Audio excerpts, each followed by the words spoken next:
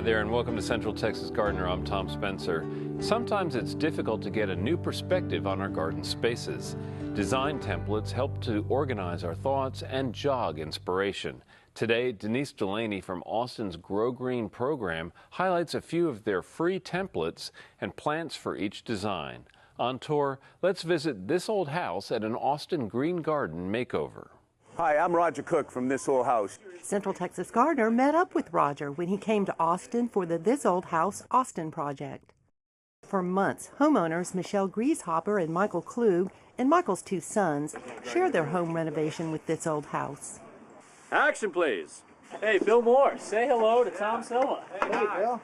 Nice to meet you. Welcome to Austin. Local builder Bill Moore used green building techniques and materials to expand and update the 1920s bungalow.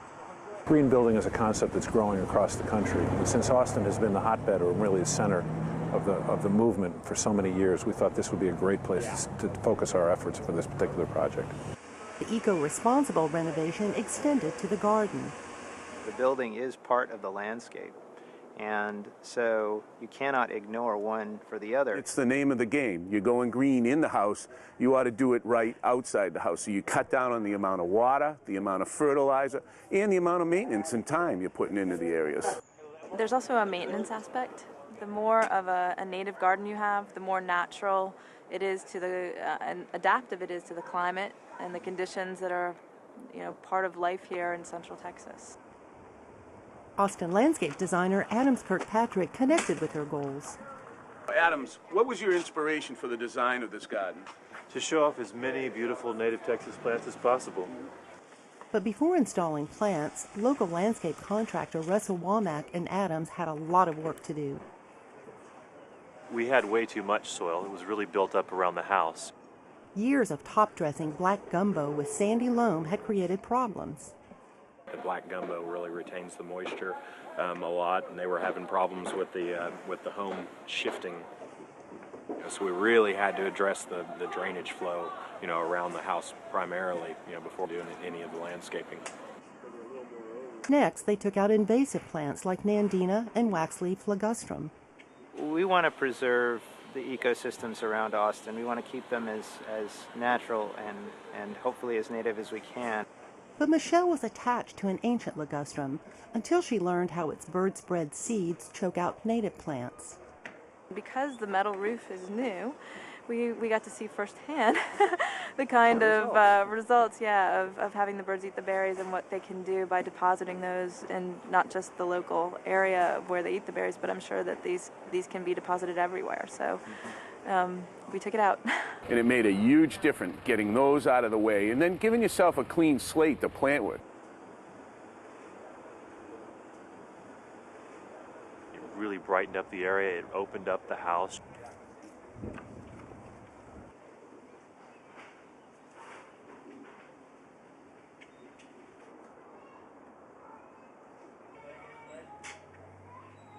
Cleanup uncovered valuable plants like cherry laurel and Texas redbud. They kept the shade trees, despite the problems in being planted too close to the house years ago. I'm told they're pecans, but actually I thought they're pecans, but I don't want to argue with people over that. For years, my mother told me to get rid of this pecan tree because it was tearing up the porch, but I told her I'd rather get rid of the porch than this fabulous pecan tree. These are just absolute treasures. Love this tree. The compromise? Repairing the porch, since the old tree has many summer stories to tell. But they replaced the invasives, mainly with natives along with others, to attract wildlife and add texture. They're all slow growing, so they're not going to require, just enormous amounts of maintenance.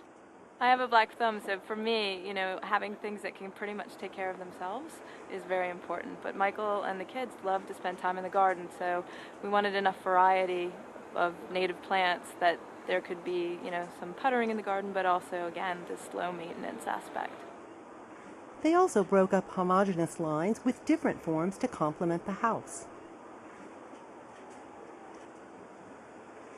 The bungalow could stand alone by itself, so all we're doing is doing some nice little window dressing to it. We're not trying to hide it or decorate it too much.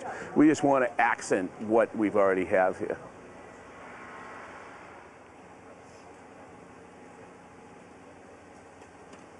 But but they wanted to avoid past mistakes.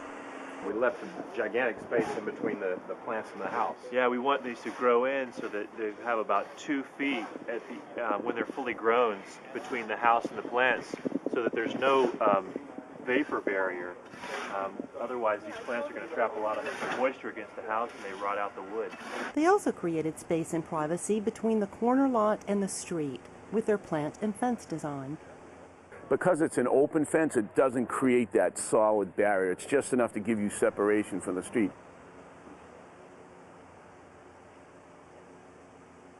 I like the idea of adding the fence just for the separation piece for it. But then inside it, they added these curved lines with a limestone to separate the lawn from the plantings, and I like that too.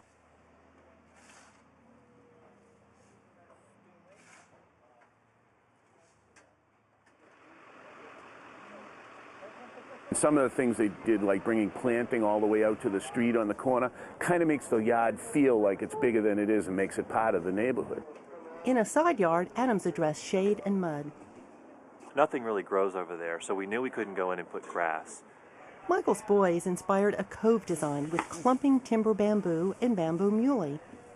My boys, Sam and David, they're teenager, borderline teenagers, I guess, and you know, forever they've been very interested in gardening. I think it's somewhat genetic. I grew up on a vegetable farm in Colorado, so there's a little bit of that. But they are, I think they're kind of unique. They spend their allowance money many times on plants. We've set aside some portions of the yard for them to make contributions to, and I think that's, you know, that lets them take ownership in the space as well. The idea in that area was to just create a space where the boys could sort of make some decisions on their own as well. They can come in and tend that area. They're going to help us plant that area. They're very excited about helping us with that. And then over time they can see the bamboo growing, and it's their favorite plant.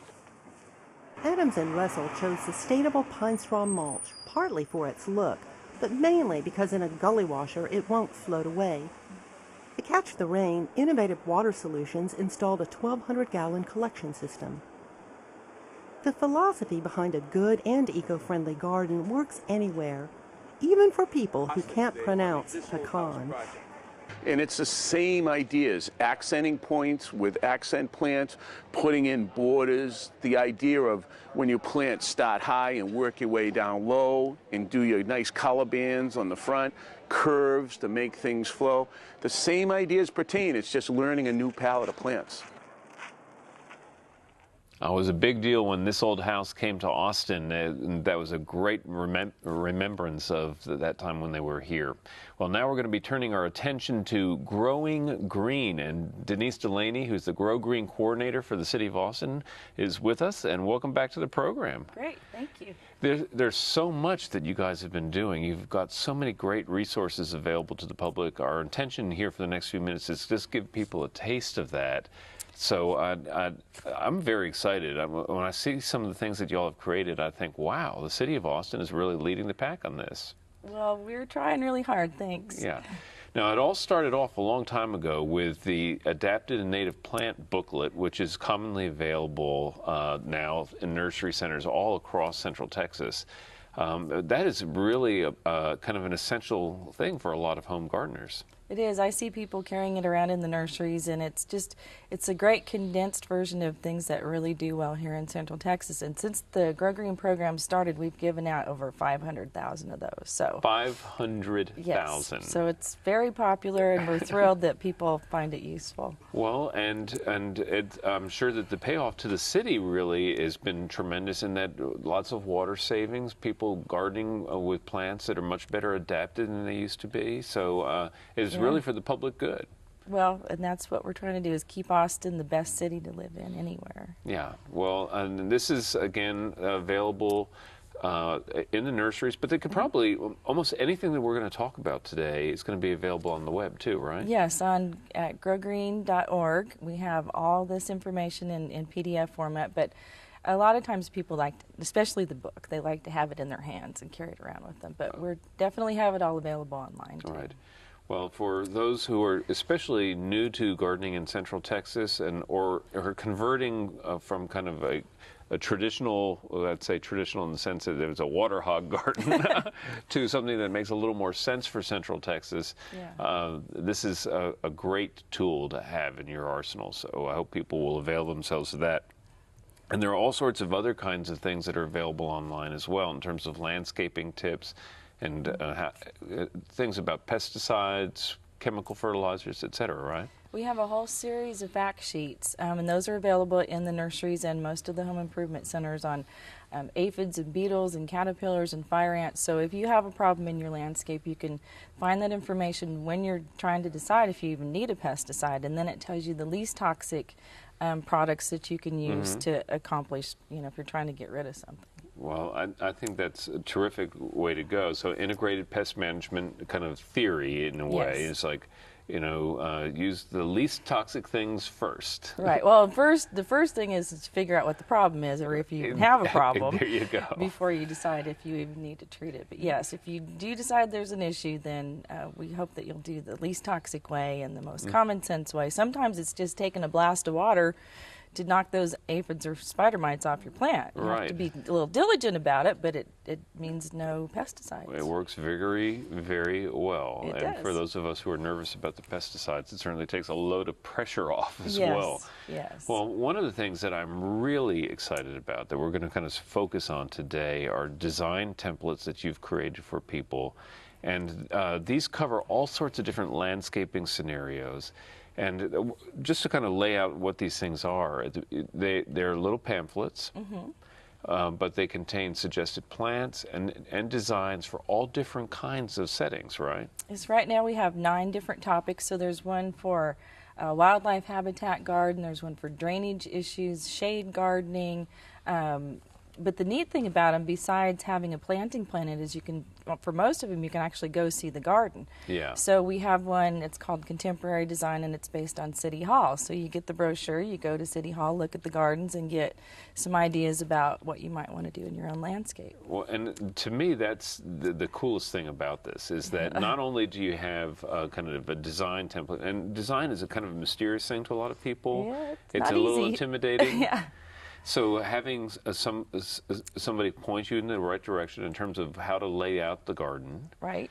And then you, on top of that, you layer in the plant suggestions. And all the plants that are in those designs are in the plant guide, Right. so it all ties together. Right. And then you can get to, actually visit the garden that's pictured in the brochure and see how it all comes together on the ground. Yeah. We're trying to give people all the tools that they need to make it as easy as possible for them to have a nice garden. Yeah. And it's not easy. There's a lot of things to be considered. But if you take all these pieces together, hopefully you'll have a successful landscape.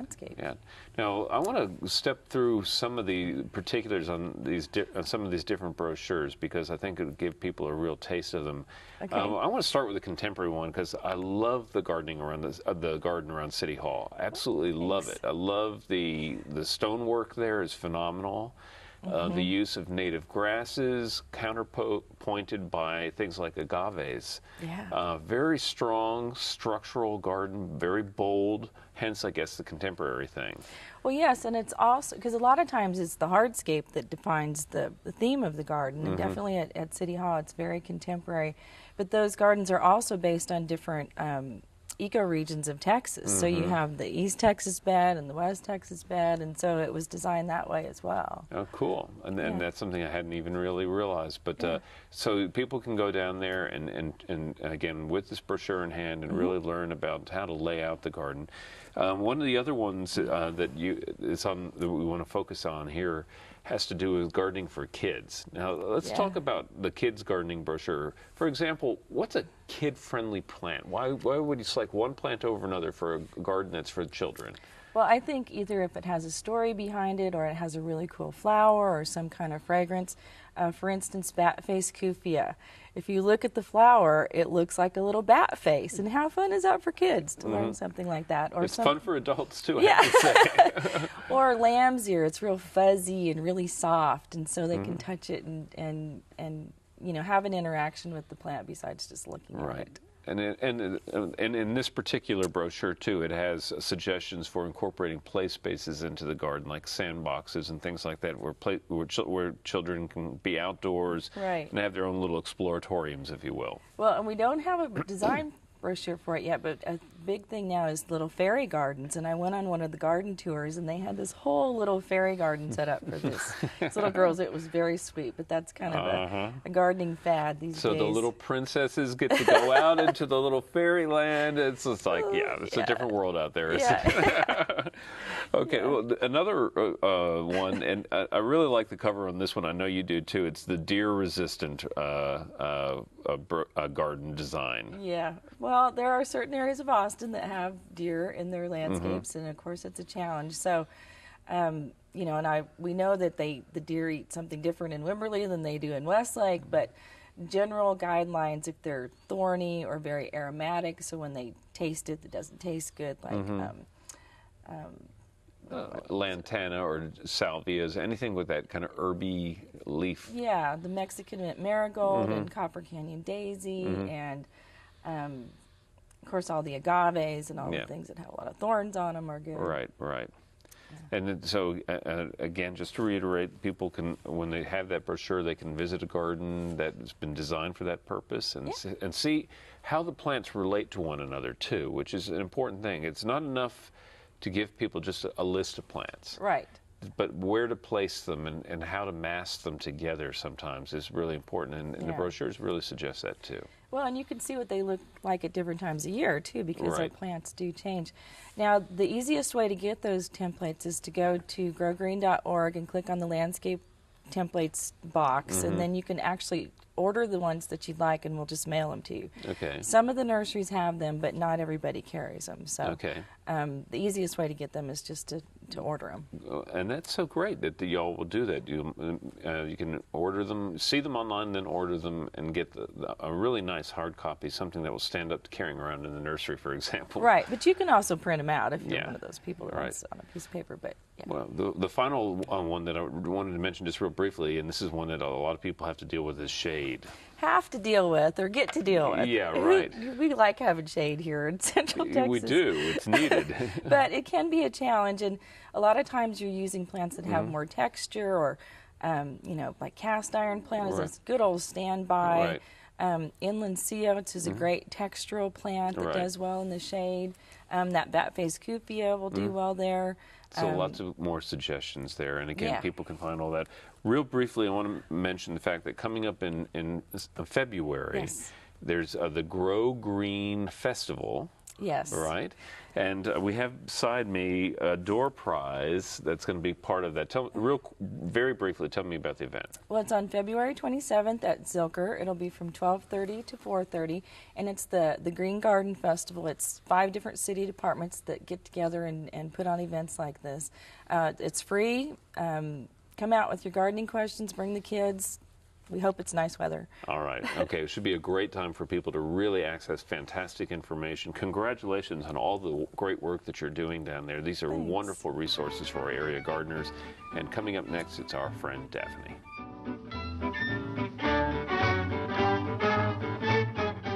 Hi, and welcome to Down to Earth. I'm Daphne Richards. Our question this week is whether to use pruning paint or not when pruning your trees and shrubs. It's a great question. It's very confusing these days, and the biggest reason for this being so confusing is because of oak wilt in our area. If we prune our oaks out of season especially, it's very important to apply pruning paint. But normally you would not apply pruning paint. It does inhibit the natural healing process that occurs when you prune in the proper place on the tree. So normally you would not apply pruning paint of any sort. But now with oak wilt, it is a good idea to just go ahead and apply pruning paint to every pruned surface just to be safe. Those insects that transmit that disease are not active right now, but just as a general rule of thumb, if you're pruning an oak, the best advice right now that we have is to go ahead and cover that with pruning paint. Our plant this week is potato vine, Solanum jasminoides. It is in the potato-tomato family, but it isn't edible, and in fact it's poisonous, so be very careful with this vine around children. It grows and blooms in the shade, which makes it great for us, but it will also accept full sun. Unlike many vines, it isn't overly vigorous, so it won't take over your yard, which is great. It is evergreen and it blooms in the spring and may also bloom again in the winter. As I said, it doesn't take over your yard. It has beautiful deep green leaves that are kind of glossy, and it's evergreen, which makes it a great choice for us. There are lots of deciduous vines to choose from and a few annuals, but not a whole lot of evergreen ones, so consider this one if you're looking for a vine. You do need to water it while you're establishing it, but then you should back off because it's very tough and xeric once its roots get established. To do this week in your garden, it's time to prune those dormant trees and shrubs. You need to wrap that up by about the end of January.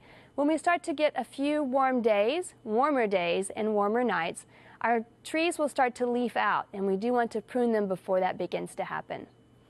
Dormant trees and shrubs, of course, will not have leaves on them right now, but plants such as live oaks are considered semi-evergreen, which means that they drop their leaves only in the spring, right before the new ones grow.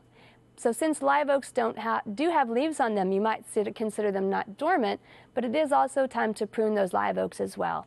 Especially with the danger of oak wilt, it's a great time to prune your oaks before those insects get active this coming season.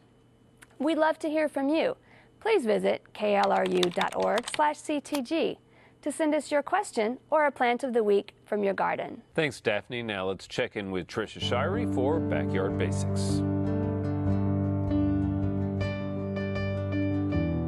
Springtime is an excellent time to add potatoes to your garden. Homegrown potatoes are especially delicious, and they're so versatile. You can steam them, bake them, fry them, mash them, just about anything you want to do with potato, it works well. Now, there are a couple of varieties that do well in Central Texas, and one is the white Kennebec that stores very well. The red potatoes that do best are the Pontiac and the red Lesotho. You want to buy your potatoes several weeks before it's time to plant, and generally we plant potatoes around mid-February. Generally you want to plant a root crop around the new moon, so just mark your calendar, but buy certified seed potatoes well in advance because you want the potatoes to sprout a bit before you plant. That actually will reduce the number of days to harvest if you have your potatoes pre-sprouted. Now, if you don't have time to pre-sprout, they will still grow, but I am usually in a hurry, so I like to have the potatoes pre-sprouted. And in order to pre-sprout, you'll get your certified seed potatoes and put them out in a flat tray, so a cardboard flat like this, or I'll use my plastic flats from the nursery just lined with newspaper and put the potatoes out in a single layer. You don't want them piled up for this. And you know, just like potatoes sprout in the kitchen when you don't want them to, when they're in a sunny and warm area, that's what we're trying to duplicate here for the sprouting. It's also called chitting, but you'll put the potatoes out where they're going to be around 60 to 70 degrees, which might be the outside on your porch or patio. It's important that they don't freeze during this stage because that will damage the sprouts. Also, don't want them to get wet, so make sure they're in an area where they're not going to get rained on. I use a sunny part of my greenhouse where they're on the floor. The floor of the greenhouse tends to stay pretty cold because it's lined with large gravel, and they get plenty of sun, but don't get too cold in the nighttime. So once they're sprouted, you'll see a lot of eyes that develop on the potato into sprouts, long sprouts. If they're a ½ inch to an inch long, that's perfect. Then those are ready to plant. You want to cut large potatoes, so every potato that you plant should be at least the size of a golf ball or a little bit larger. So you can buy just very small potatoes like this and plant them whole without cutting. But if you do get very large potatoes, you'll just want to slice them. And for the ones that I cut, I like to let them dry over and callus a bit. You can see this one's still kind of damp, but I like for them to dry a bit. And then I dust them with dusting sulfur, not soil sulfur. You want the fine powdered dusting sulfur. So just tap that into the sulfur, knock off the excess, let that dry another day or so, and then it's ready to plant. Be very careful as they start to sprout because those sprouts are very easy to break off, so you don't want to crowd them in the trays. Then when you're ready to plant, you're going to dig furrows in your garden about 6 to 8 inches wide and about 6 to 8 inches deep. Put your seed potatoes out and give them some space. If you crowd the potatoes, you'll get fewer potatoes potatoes, and they'll be a lot smaller. So give them some room, put them in, and cover them over with soil. And then a few weeks later, 2 to 3 weeks later, they'll have sprouted up 3 or 4 inches above that soil, so add more soil to it. And if you don't have enough room in your garden, you can also plant potatoes in containers. So something like a bushel basket, fill it up about halfway with very good, well-drained potting soil. Add your potatoes, barely cover them, and then as they grow and sprout, add more soil on top. So you could use a large tree basket, old trash can that you've punched drain holes in, but make sure your container potatoes are in a very sunny area, because they do need a lot of sun to produce good tubers. And once the tops start to die back and yellow, then it's time to start harvesting potatoes. You can harvest small potatoes before, but once those tops die back, gently dig, and you'll have lots of wonderful potatoes to enjoy in your kitchen. Visit klru.org/CTG to watch online and link to our resources. Next week, explore the philosophy of Ikebana. Until then, I'll see you in the garden. To learn about today's program, watch online, and follow CTG's blog, check out klru.org/CTG.